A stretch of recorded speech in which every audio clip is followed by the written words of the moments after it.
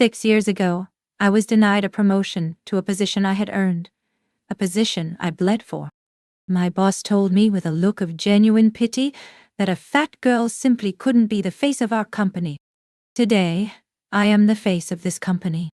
I am its chairwoman, and the man sitting across this boardroom table, the one who can't meet my eyes, the one who is about to be voted out of his own company, that's him. Hi everyone, and welcome back. For those of you who are new, my name is Olivia, and I'm 33 years old.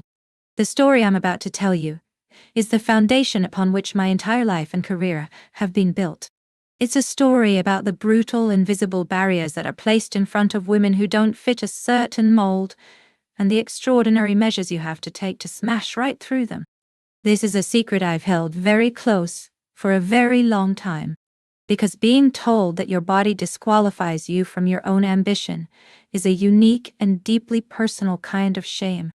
It's not about your skills, your intelligence, or your work ethic. It's an indictment of your very existence. You can fix a mistake on a spreadsheet. You can learn a new skill. But how do you fix your own body when it's deemed fundamentally wrong?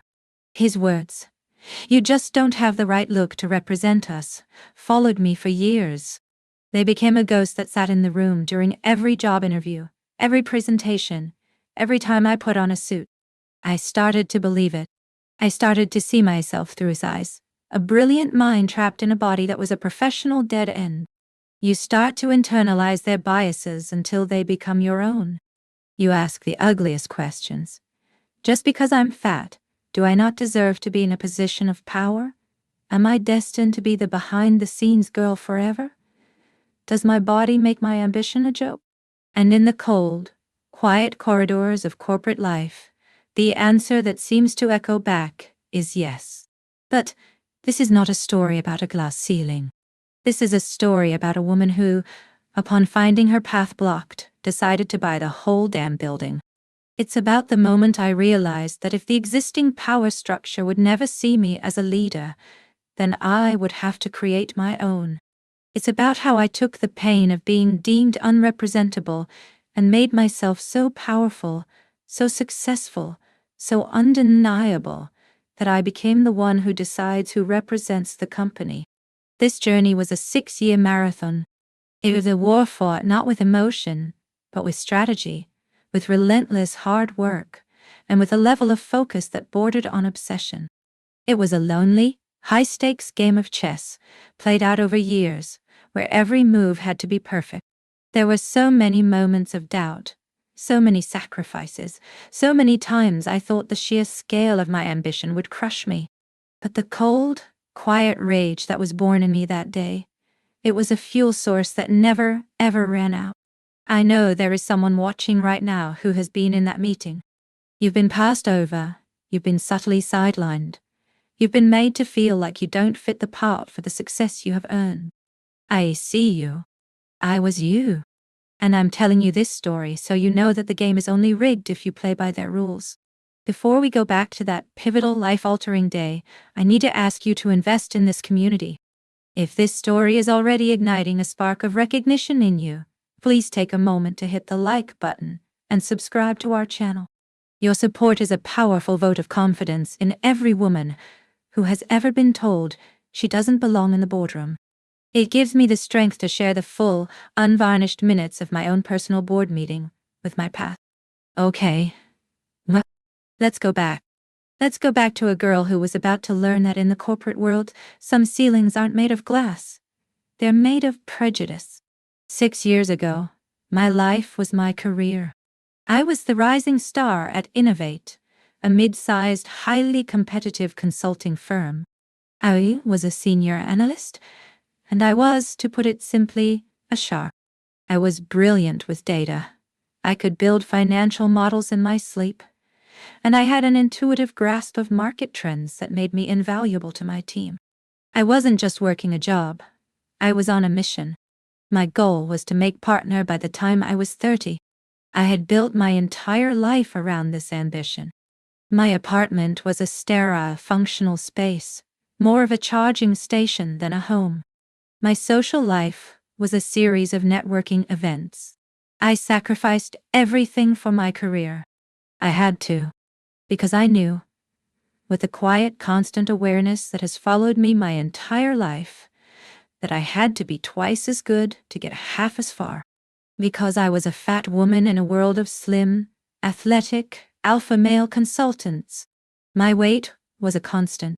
I was a product of a loving, food-centric Jewish family, and a lifetime of stress eating, through late-night study sessions in college and all-nighters at the office. My body was the soft, inconvenient shell that carried my sharp, ambitious brain. I tried to make it as invisible as possible, dressing in a uniform of severe, expensive, well-tailored black and charcoal gray suits. I was trying to project an image of pure, disembodied competence. I wanted them to see my mind, not my body. The antagonist of my story, my boss, was a man named Mr. Thompson. He was a senior partner at the firm, a man in his late 50s with a patrician air and a reputation for being a brilliant but ruthless kingmaker. He was my mentor. He had seen my potential early on, and he had taken me under his wing. He loved my work. He would praise my reports in front of the other partners. He would give me the most challenging accounts. He would call me his secret weapon. "You have the best brain in this firm, Olivia," he told me once, after I had found a critical flaw in a competitor's strategy that saved our client millions. I glowed under his praise. I saw him as my champion, the man who was smart enough to see past my unconventional packaging to the high-value product inside. I was loyal to him to a fault. I worked tirelessly to make him look good, believing that he, in turn, would be the one to pull me up the ladder. I didn't understand that to him, I was a valuable tool, but one that was only suited for the workshop, not for the showroom. Now, for my key supporter. She was not a person, but an idea, planted by the most unlikely of sources. My grandfather. He was a small, quiet, unassuming man who had been a tailor his entire life. He had passed away when I was in college, but his wisdom was a core part of my family's lore. I remember one time, when I was a teenager, I was complaining to him that I couldn't find a prom dress that fit me properly. I was miserable, convinced I would have to wear some ugly, shapeless sack. He just listened patiently, then took me to his small, dusty workshop. He took out a piece of beautiful, heavy, sapphire blue silk. "The problem is not you, Olivia," he said, his voice a soft, gentle rasp. "The problem is the dress. The world makes clothes for one type of body, but the world is filled with every type of body. It is not your job to change your body to fit the clothes. It is the job of a good tailor to make the clothes fit the body." He then spent the next 2 weeks building a dress for me from scratch. He took my measurements with a quiet, professional respect. He draped and pinned and stitched. The final dress was a work of art. It fit me perfectly. It celebrated my curves. It defined my waist. It made me feel like a queen. "Never forget this," he said to me, as I stood in front of the mirror, stunned. "The world will try to sell you a standard size. It will tell you that you are wrong if you do not fit. This is a lie. The power is not in fitting the standard. The power is in creating a custom fit. In business, in life, in everything. Find the right tailor, or better yet, learn to be your own." His words, his philosophy of the custom fit, became a foundational part of my worldview. It was the philosophy I applied to my work. I never gave clients a standard solution. I always created a custom strategy. I just hadn't yet learned how to apply that wisdom to myself, to my own place in the world. The moment that set my entire counterattack in motion came after 4 years of relentless, back-breaking work at the firm. The head of our division, a senior partner, was retiring, and a new partner position was opening up. It was my shot. I was the most qualified candidate by a mile. I had the best performance record, the biggest client successes, and Mr. Thompson's personal endorsement. It was a foregone conclusion. I was so sure it was mine that I had already started picturing my name on the door. The role was client-facing. It involved being the face of the firm at industry conferences, at high-stakes pitches on financial news network. It was the move from the back room to the boardroom. It was everything I had worked for. Mr. Thompson called me into his office the day before the official announcement was to be made. I walked in, my heart pounding with excitement, a triumphant smile on my face. I was ready for the congratulations, for the handshake, for the culmination of 4 years of sacrifice. But the look on his face was not one of celebration. "It's over with you." It was a look of deep, uncomfortable pity. It was the look of a man about to deliver a verdict he knew was unjust, but one he was going to deliver anyway. "Olivia," he said, his voice heavy. "Sit down, Anne." I sat, my smile faltering, a cold, sick feeling starting to creep into my stomach. "I've just come from the final partners meeting," he said, refusing to meet my eyes. "We've made a decision about the partnership." He paused, shuffling some papers on his desk. "We've decided to give the position to Mark. Mark Dodd, my colleague. A perfectly nice, perfectly competent, but completely unremarkable consultant who I had personally trained. A man whose work was half as good as mine, but who was also a former college athlete with a six-pack and a Colgate smile." I just stared at him, my mind unable to process the words. It was a joke. It had to be a mistake. "What?" I finally whispered, my voice a strangled sound. "On what grounds? My numbers are twice as good as his. I landed the Sterling account. He lost the Bridgeline deal. Your work is not the issue, Olivia," he said with a heavy sigh. "Your work is, as always, impeccable. I fought for you. I truly did. But the other partners, they felt that for this particular role, a role that is so much about being the public face of the firm, that Mark was simply a better fit. Fit. My grandfather's word. But this time it was being used as a weapon against me.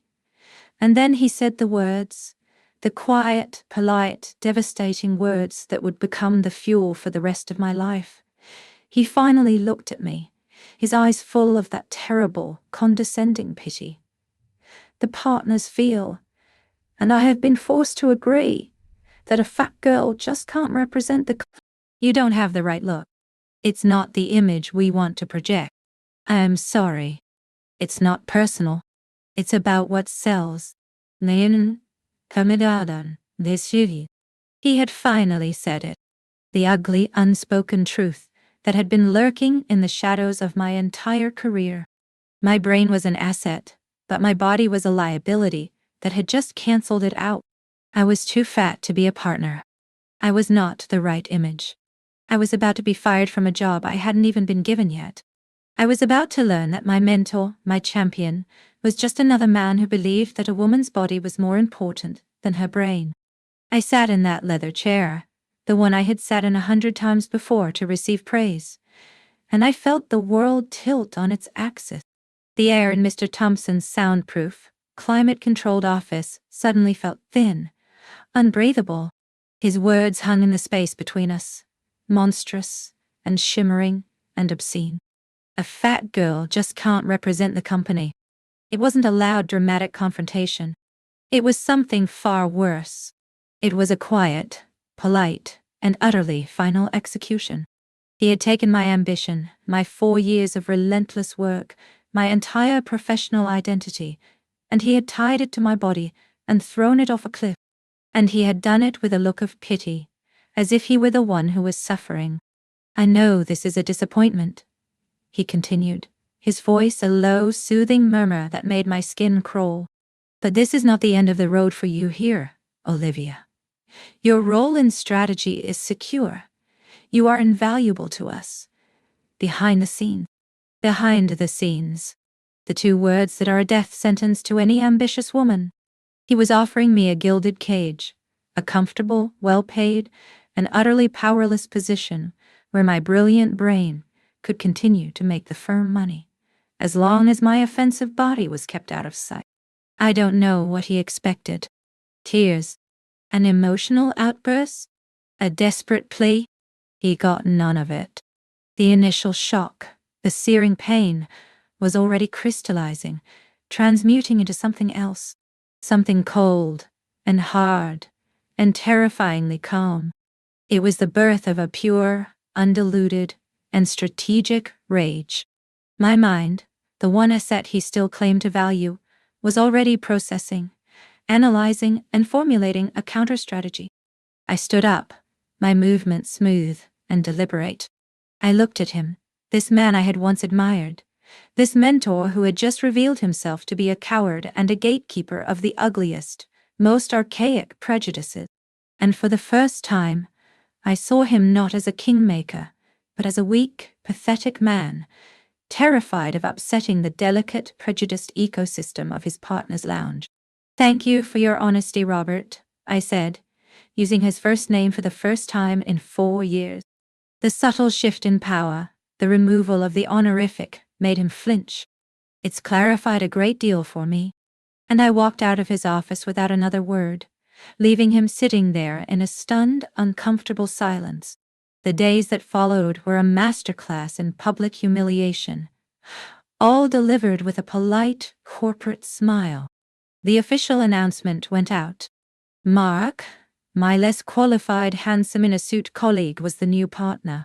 The office was a sea of forced congratulations and pitying glances in my direction. People would come up to my desk, their faces a mask of strained sympathy. "Tough break, Olivia. You were a shoo-in. We were all so shocked. You deserved it." Every word of sympathy was a fresh turn of the knife, a public acknowledgement of my failure, of the injustice. Mark, to his credit, was deeply, profoundly awkward about the whole thing. He knew he didn't deserve it. "Olivia, he stammered, catching me by the coffee machine. "I'm sorry. I don't know what to say. Everyone knows you should have gotten it." "Congratulations, Mark," I said, my voice devoid of any emotion. "You'll do a fine job. You have the right look." I let the word hang in the air, and I saw the understanding, the shame, and the dawning horror in his eyes. He knew exactly why he had been chosen, and he had accepted it. He was a pawn, a willing participant in the same rigged game. The worst part was the quiet, systematic erasure that followed. I was slowly, subtly, removed from the high-profile accounts.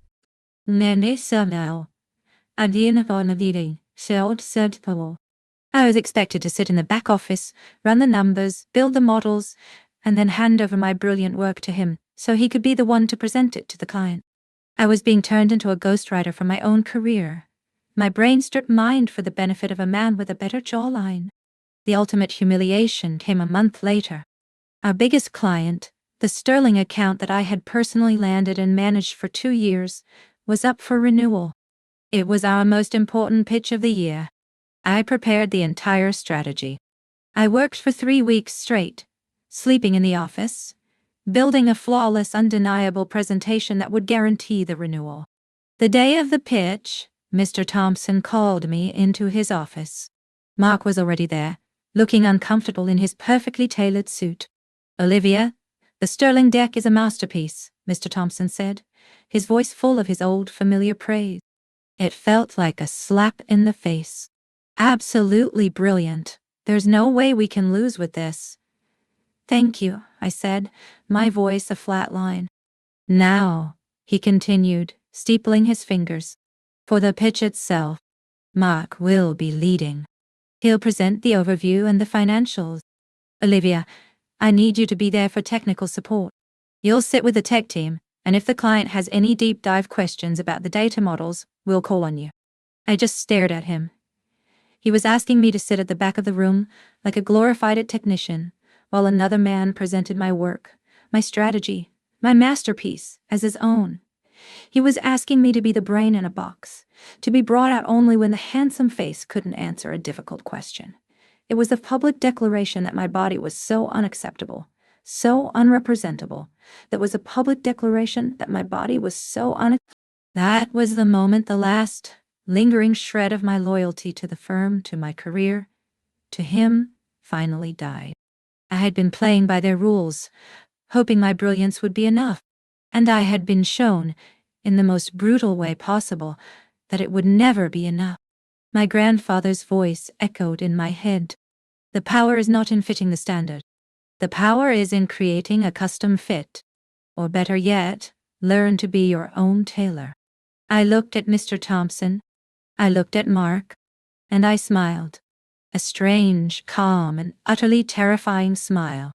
Of course, I said, my voice smooth as glass. I'd be happy to provide technical support, anything to ensure the success of the team. They both visibly relaxed, relieved that the difficult fat girl wasn't going to make a scene. They had mistaken my calm for surrender.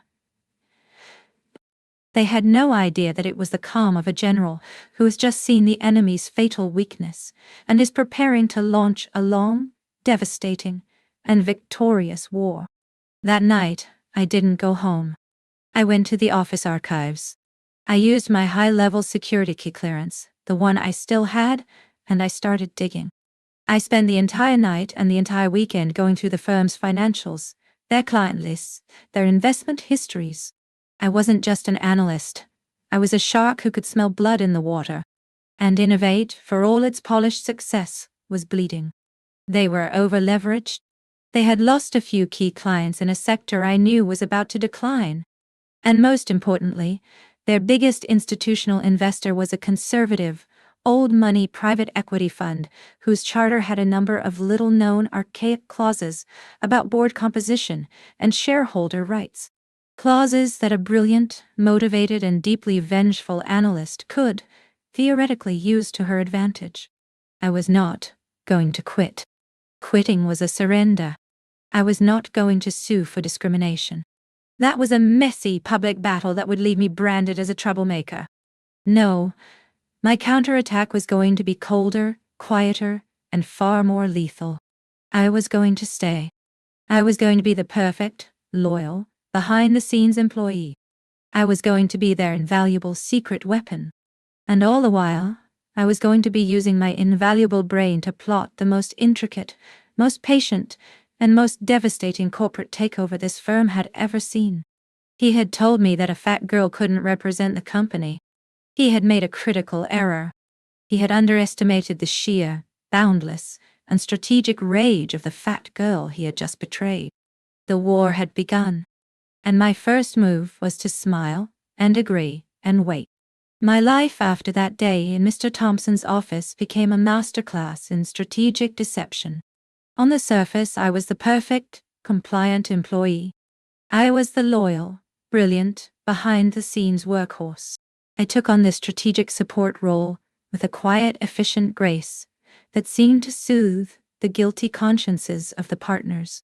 I built the models, I wrote the reports, I crafted the winning strategies, and then I would sit silently in the back of the room while Mark, the handsome face of the operation, presented my work as his own. Every great job, Mark. From a client, every excellent work, son, from Mr. Thompson, was a fresh application of salt to my wound. But I didn't let the pain show. I channeled it. It became the cold, clean, high-octane fuel for the real work, the work I did in the dead of night, after everyone else had gone home. My counterattack was not a single dramatic act. It was a slow, meticulous, 6-year siege. It was a corporate chess game where I was playing against an opponent who didn't even know he was on the board. My plan had 3 distinct, overlapping phases. Phase 1. The infiltration. I needed to become so invaluable, so deeply embedded in the firm's operational core, that they couldn't function without me. Phase 2. The investment. I needed to build my own capital, my own war chest, to fund my eventual attack. Phase 3. The alliance. I needed to identify and cultivate the key relationships that would allow me to exploit the weaknesses I had discovered in the company's structure. The first phase, the infiltration, was a game of quiet, relentless competence. I became the firm's oracle, the person everyone, including the partners, came to when they had a problem they couldn't solve. Mark, for all his polished presentation skills, was strategically useless. He would come to my desk in a quiet panic before every big meeting. Olivia, I don't understand this valuation. Can you just walk me through it one more time? And I would patiently explain my own work to him, my voice calm, professional, and utterly devoid of the contempt I felt in my soul. I was making myself indispensable. I was becoming the silent, unacknowledged brain of the entire company. The second phase, the investment, was my secret life. My official salary, while good, was not enough for what I was planning. I needed a fortune.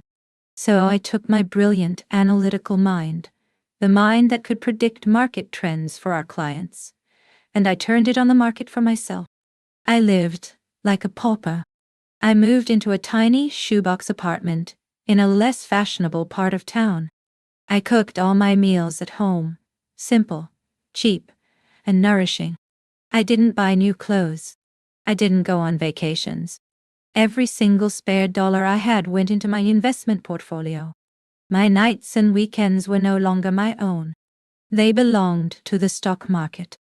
I would come home from a 10-hour day at the firm, and then spend another 6 hours in front of my home computer, my screen filled with charts, data, and financial news. I wasn't gambling. I was doing what I did best. I was analyzing. I was finding the patterns, the undervalued assets, the market inefficiencies. I specialized in small, obscure tech and biotech companies, the kinds of firms that the big players overlook. I was a shark, silently and patiently hunting in the deep, dark corners of the market. The struggles were immense and deeply isolating. I had no life outside of work and the market. I lost touch with friends. My family worried about me. "You work too hard, Olivia," my mother would say. "You're going to burn yourself out." She had no idea I was already burning, but it was a cold, controlled fire of pure, strategic rage. There were setbacks. I made a bad bet on a pharmaceutical company and lost nearly a third of my savings in a single day. The despair was a physical weight. The thought of giving up, of just accepting my fate as the brilliant, behind-the-scenes fat girl, was a seductive whisper. On those nights, I would pull up the firm's website. I would look at the Our Partners page, at the rows of smiling, handsome men, at Mark's smug, professionally photographed face, and the fire would roar back to life. Failure was not an option. Slowly, painstakingly, my war chest began to grow. My small, clever investments started to pay off. A small biotech firm I had invested in got a major patent approved, and the stock quadrupled overnight. My portfolio grew from thousands to tens of thousands to hundreds of thousands. By the end of year 4, through a combination of relentless saving and a few spectacular investment wins, I had done it. I was secretly a millionaire. The final phase, the alliance, was the most delicate. I had identified the firm's key weakness. Their largest institutional investor, the old money private equity fund, Blackwood Capital. I had studied their charter, their history, their portfolio, and I had discovered that the man who had founded the fund and still sat on its board as a revered, semi-retired elder statesman was a man named Arthur Chen. My research revealed he was a quiet, brilliant, and deeply principled man, the son of immigrants, the kind of man who valued substance over style, the kind of man who, I suspected, would be disgusted by the shallow prejudice of men like Mr. Thompson. He was my target, but I couldn't approach him directly. I had to find a back door. My research led me to a small, prestigious charity that supported underprivileged students in STEM fields. It was Arthur Chen's passion project. He sat on its board. So I became a volunteer. On top of my 80-hour work week and my secret life as a trader, I started spending my Saturdays volunteering for the charity. I didn't ask for a board seat. I started at the bottom. I stuffed envelopes. I made fundraising calls.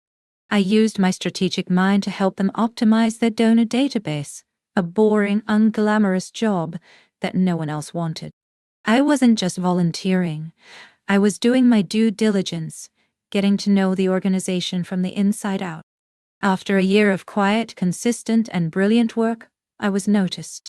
I was invited to a small, private donor dinner. And there he was, Arthur Chen. En Eunice Silly, another mound. Abdano Goravita. He was small, elegant, with eyes that saw everything. I didn't try to pitch him. I didn't even mention innovate. I just talked to him about the charity, about the data I had analyzed, about my ideas for how they could improve their outreach. I spoke to him not as a supplicant, but as a peer, a fellow strategist. I saw a flicker of interest in his sharp eyes. He was seeing my brain, not my body.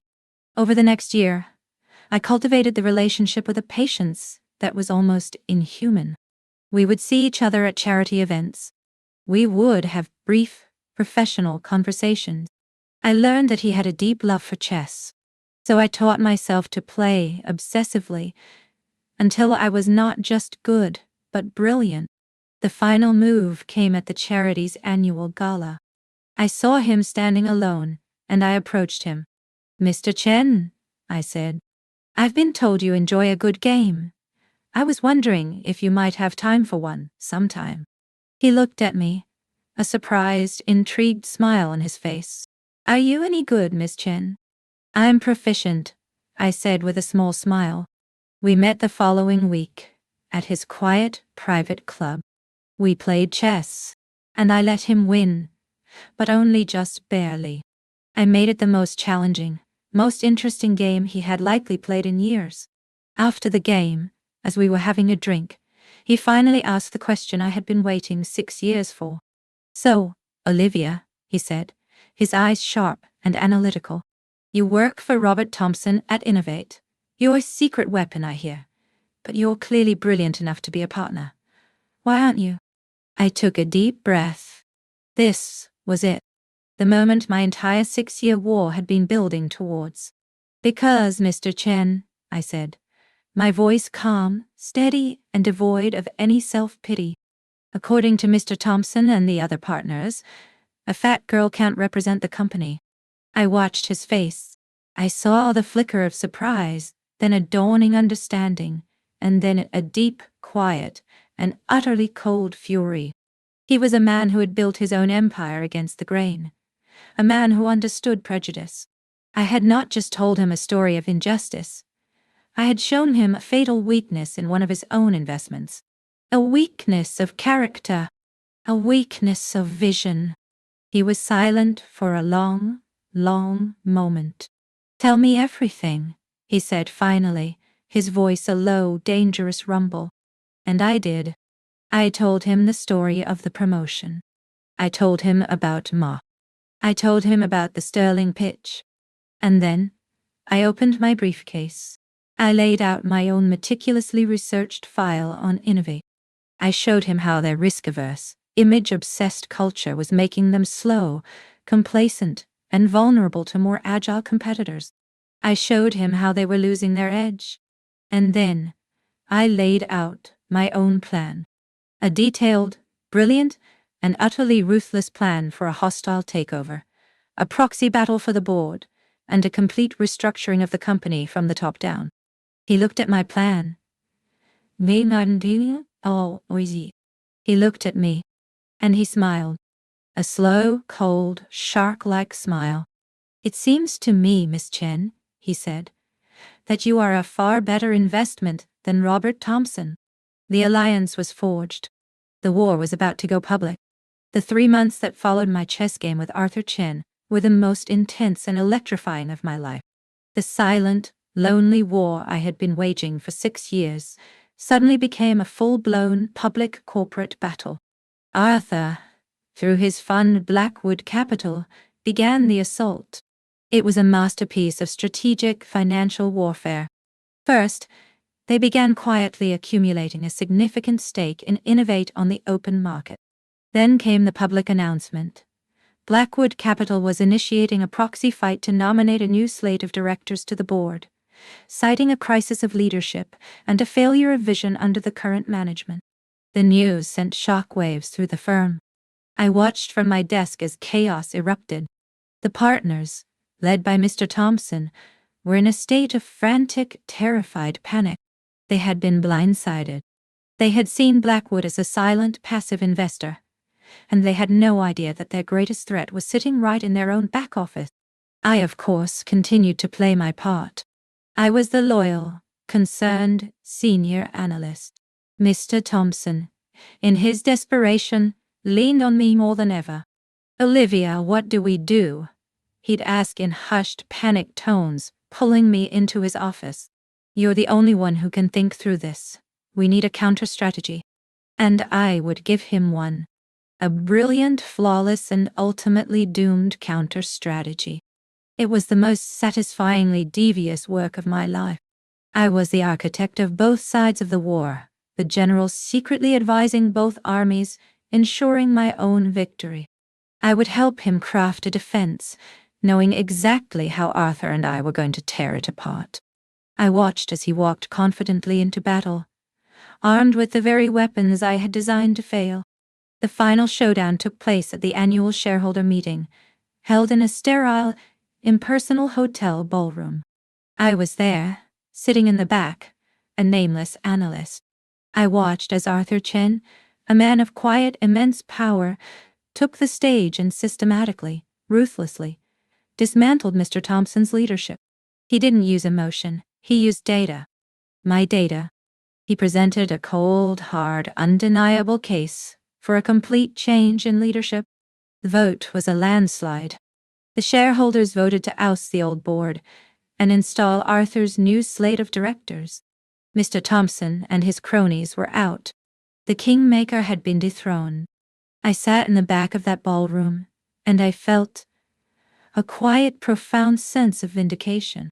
It wasn't a loud, joyful victory. It was the cold, clean satisfaction of a perfectly executed, 6-year plan. The next day, the first meeting of the new board was called. I received a formal, official invitation, not as a note-taker, not as technical support, but as a special advisor to the new board. I walked into that boardroom, the same room where my fate had been decided 6 years prior. The new directors, all handpicked by Arthur, were already there. And at the other end of the table, looking pale, shrunken, and utterly defeated, sat Mr. Thompson. He was there to formally hand over the reins. And then I walked in. I was wearing a custom-tailored suit of sapphire blue, the color of the prom dress my grandfather had made for me, a silent tribute to the man who had taught me the power of a custom fit. Mr. Thompson looked up, and when he saw me, his face already pale, turned the color of ash. In that single, horrifying moment, he finally understood. He saw the full, devastating scope of the game he hadn't even known he was playing. He saw the ghost from the back office, the secret weapon, the fat girl he had deemed unrepresentable, and he finally saw her for what she was, the architect of his complete and utter ruin. I didn't smile. I didn't gloat. I just walked to the empty seat at the head of the table, the seat reserved for the new chairperson, and I sat down. Arthur Chen, who was sitting to my right, cleared his throat. "Good morning, everyone," he said, his voice ringing with quiet authority. "Our first order of business as the new Board of Innovate is to elect a new chairperson to lead this company into the future." He looked around the table. "I would like to nominate the woman who is solely responsible for identifying the potential in this company and for crafting the brilliant strategy that has brought us all here today. I nominate Olivia Chen." The vote was unanimous. It was done. I was the chairwoman of the company that had told me I wasn't good enough to represent it. Mr. Thompson just sat there, his mouth slightly agape, a broken man. The irony was so thick, so perfect. It was almost poetic. "Robert," I said, my voice calm and controlled, the voice of the new woman in power. "Thank you for your years of service to the company. The board has approved a standard severance package for you. Your services are no longer required." I had just fired the man who had effectively fired me, using the same cold corporate language he had used on me. He finally looked at me then, his eyes filled with a mixture of hatred, awe, and a desperate, pleading confusion. "Why?" he whispered, his voice a hoarse croak. "After all I did for you. I was your mentor. I championed you. Why would you do this?" I looked at him, at this man who still, even in his own ruin, could not comprehend the depth of his own betrayal. And I finally gave him the truth. "You're right, Robert," I said, my voice not angry, but as clear and cold as a winter morning. "You were my mentor. You taught me everything I know about this business. You taught me that in this world, results are not enough. You taught me that power is not given to those who deserve it, but to those who fit a certain image. You taught me that a brilliant mind is worthless if it's in a body you and your partners deem unacceptable. You taught me that the game was rigged." I leaned forward slightly, my eyes locking with his. So I decided to stop playing. And I started my own game, with my own rules. The first rule of my game is that substance is more important than style. The second rule is that you never, ever underestimate the person you have relegated to the back office. You taught me the game, Robert. I just learned to play it better than you. I stood up, signaling the end of the meeting, the end of his career. "Now, if you'll excuse us, the new board has a company to rebuild." He just sat there, a relic of a bygone era, as the new directors began to discuss the future. A future that I would be in charge of. My victory was not emotional. It was strategic. It was absolute. Being fat is not a sin. Believing that a person's worth, their potential, their right to lead, is determined by the size of their body.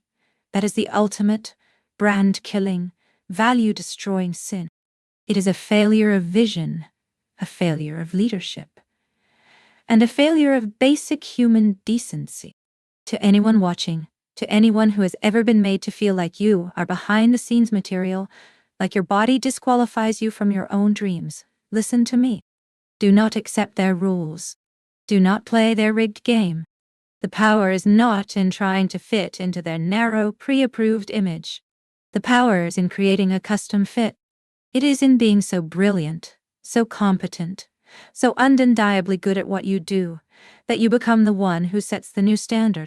Be your own tailor. And then, when the time is right, buy the whole damn tailor shop. So what happens when the fat girl takes over the company that told her she wasn't good enough to be its face? You make it a company worth representing. The last year, since I took over as chairwoman, has been the most challenging and rewarding of my life. My first act was not one of revenge. It was one of reconstruction. We didn't just fire the old guard. We rebuilt the entire corporate culture from the ground up. We instituted a radical company-wide policy of performance over presentation. We made blind reviews mandatory. We completely overhauled our promotion criteria to be based on pure, undeniable data, not on a manager's gut feeling or whether a candidate looks the part. And our company's image? We've started to change that too. The new face of Innovate is not one single, perfect-looking person. It's the diverse, brilliant, and incredibly talented faces of all our employees. The people who are doing the real work. It turns out that when you build a company based on merit, not on image, you get better results. Our profits are up. Our client satisfaction is at an all-time high. We are becoming the company I always knew we could be. As for me, I have finally learned to apply my grandfather's wisdom to my own life. I stopped trying to fit into the world's standard size. I am the chairwoman of a major firm. I am a mentor to young women who have been told they don't belong. Hey, and I am still a fat woman. And I am, for the first time in my life, profoundly, unapologetically proud of both. My body is no longer a liability. It is a testament to the fact that a brilliant mind comes in any and every package. Sharing this story, this long, quiet, 6-year chess game, feels like the final, satisfying move. For so long, the story of being passed over was a secret, a source of quiet shame that fueled me but also haunted me. But by sharing it with you, with this community of brilliant, resilient people, it's no longer a story of shame. It's a case study, a blueprint. You all, by listening and sharing your own stories of breaking through barriers, prove that there is a powerful collective desire for a world where substance trumps style. and that is why I need you on my board. If this story of strategic, patient rebellion resonated with you, please take a moment to like this video and subscribe to our channel. And please hit that notification bell because our shareholder meetings are always worth attending. Every subscription is a vote for a new kind of power, a new kind of boardroom. Now, it's your turn to present. I want you to go to the comments and tell me about the invisible barrier you are working to smash. What is the unwritten rule or the unspoken bias that you are fighting against in your own life or career? Share your own counter strategy below. I promise you, I will read every single one. Your stories are the data that proves a revolution is not just possible, but profitable. Thank you for being here. Thank you for your time and your brilliant minds. Remember, the game is only rigged if you play by their rules. So, go out there and create your own. Love you all, your Olivia. See you in the next story.